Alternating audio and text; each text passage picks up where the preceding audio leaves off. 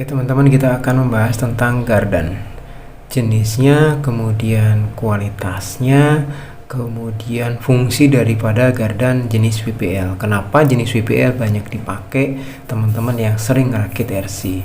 Nah, jenis gardan WPL ini sangat fleksibel ya, bisa digunakan untuk RC jenis bis, jenis truk, atau RC jenis yang lainnya.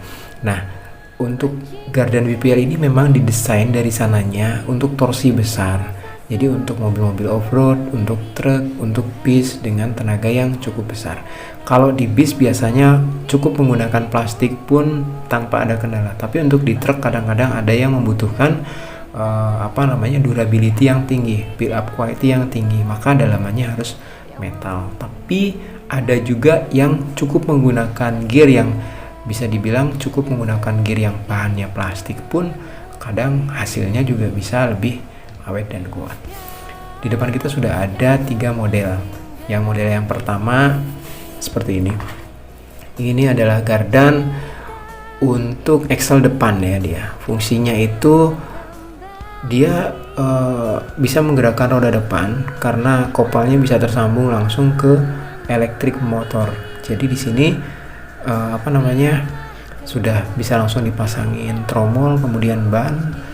Nah, ini biasanya dalamannya metal. Kalau yang saya pegang ini dia dalamannya udah metal.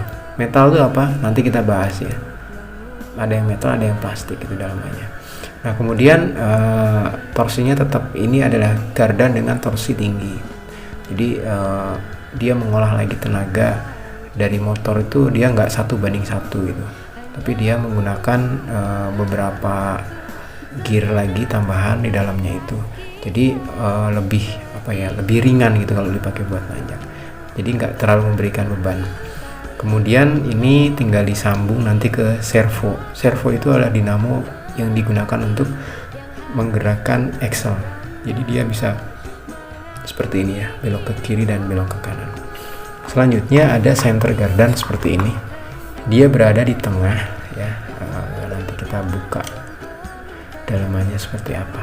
Nah, ini center gardan menggunakan gear plastik nih. Dalamnya menggunakan plastik. Tapi dia sudah diferensial. Kalau yang diferensial gini biasanya kebanyakan plastik nih. Jarang yang modelnya itu metal. Tapi ada beberapa versi yang memang dia itu metal ya bahannya. Nah, ini biasanya langsung tersambung ke bagian tengah ya. Kayak gini. Nah, ini ada kopel, dia langsung nyambung ke axle belakang. Ini buat double tier atau untuk ban double ya. Ini banyak dipakai di skala 14. Kemudian yang tadi kan gearnya kan masih menggunakan plastik. Kalau yang metal itu seperti apa? Coba kita lihat ya.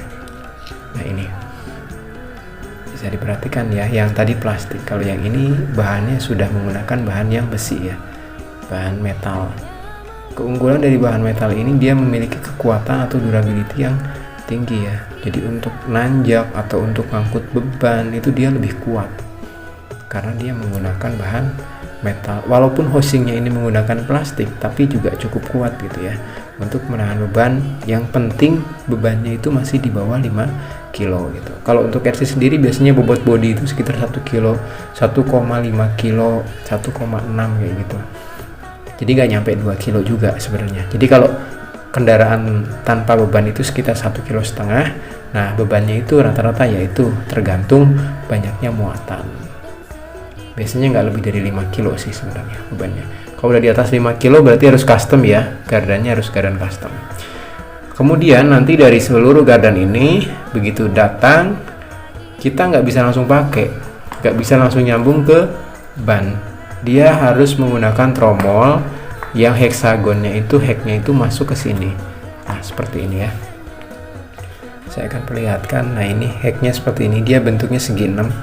Dia fungsinya itu untuk menyambungkan dari sini, dari sumbu ini ke ban.